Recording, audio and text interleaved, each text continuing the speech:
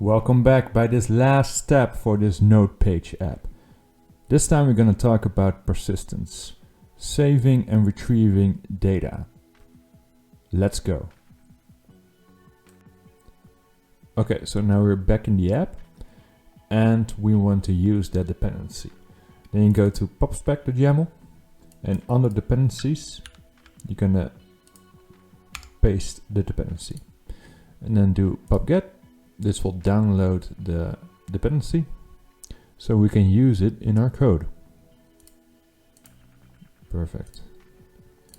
Okay, so what I wanted to show you is that if we type something here and then close the app and open it again, the text is now it's gone. So we want to save this, and we probably want to save this every time you type something. And we can do that. We can do that in the text field. We can say, okay, unchanged, and that will pass a value. And this value is the text that you typed inside the text field. So if I type test, then the value is test. So let's create a new method, save text, with this value. Let's make a new method, yes. Okay. So in this method, we should store it in the shared preferences. And to do that, we should get the instance of the shared preferences. So I'm gonna create a new variable. I will call it prefs of type shared preferences. And here I will get the instance. There we go. It's red because it's an asynchronous action, so we should await it, and therefore this method should be async. There we go. And to store something, we can do prefs.set string. We need to define a key. We can do that later on. Note key for now. And the value. So here we want to store the text. And we're going to store the text in the shared preferences. That's it. I think if I run it now, well, nothing has changed except for something that you cannot see. And that is every time when I type something, it will be stored in the shared preferences. But now the trick is to also retrieve this text when we start the app, right? So we can continue writing. Let's see if I am correct.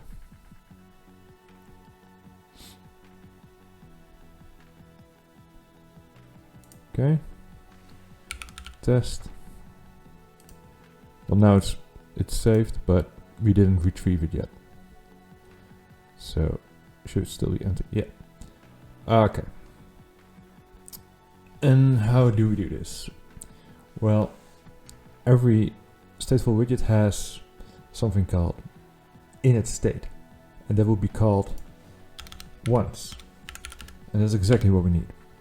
So if this widget is created, then this piece of code will be called. And here we can retrieve the text from the shared preferences. So let's call or create a new method called retrieve text. Yes. Here we're gonna also get the shared preferences instance. Also create async. But now instead of a setter, we're gonna use the getter get string. And mind you, we need to do the same key as we did for setting. Perfect. And then we want to, of course, return this string. And this, okay, so prefs.getString returns a future, and I guess we can keep it that way. Yeah, sure. But then where we're going to use it, we need to wait for it. So we're going to use the then Then we'll wait for the asynchronous to be completed and we'll pass the value. So here we have our stored text. And now we should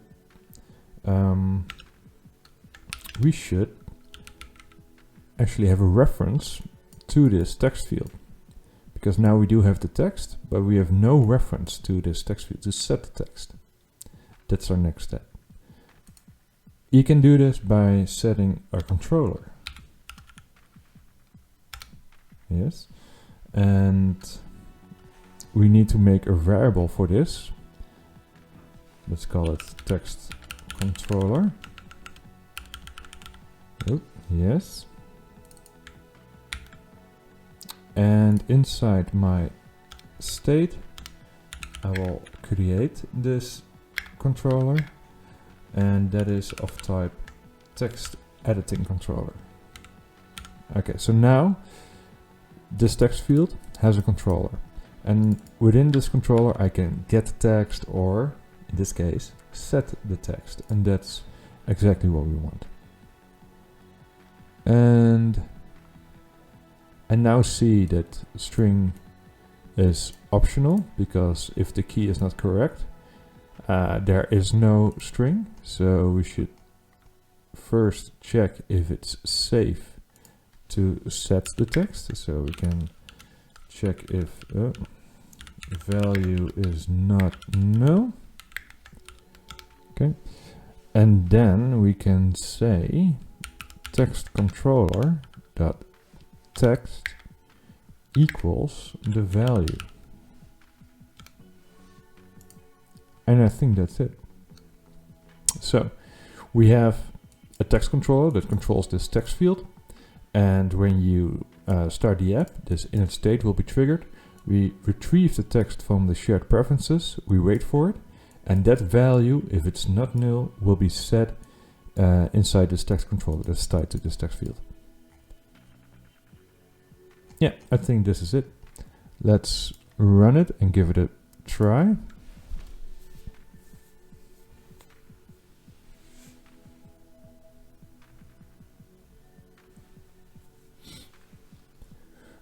Building.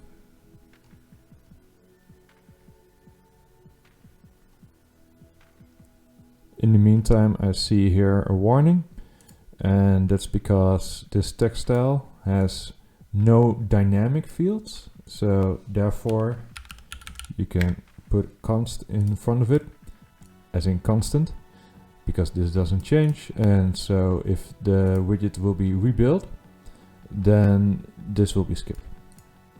Performance, and performance matters, of course. Okay, so I think the app already restarted, and it already retrieved the text from the shared preferences. That's perfect.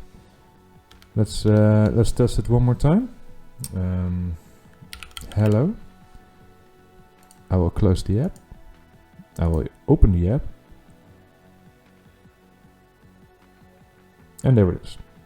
Perfect, it works. The only thing that bugs me now is that the cursor color is blue. So I'm gonna change it quickly to red. I think red is prettier. Okay, but that's it. Our app is done.